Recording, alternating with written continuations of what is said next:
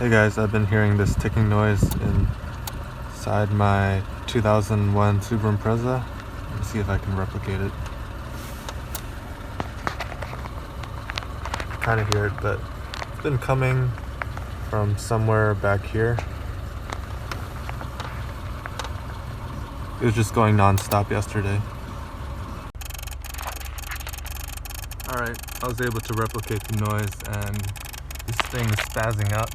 You guys can hear it. So it's actually this unit all the way up here.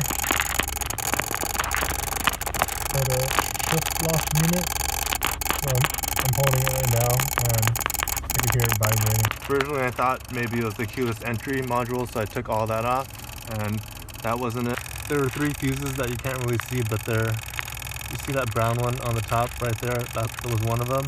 And then there's one there's a cylindrical one for the fuel pump relay, and then one for the heater relay.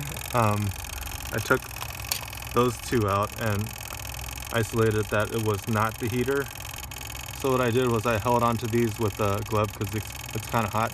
And when I heard the clicking, I didn't feel it move. I eliminated those, so I knew it wasn't those 2. I thought maybe it was the main relay, but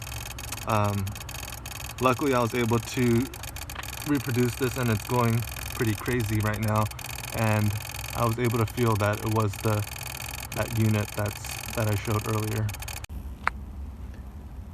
I read on the forums that you can disconnect the shift lock module, so that's what I did, and I'm going to turn the car on to see if it still buzzes. And it does not, so hopefully that resolved the issue, and I'm going to clean this area and put it back in place.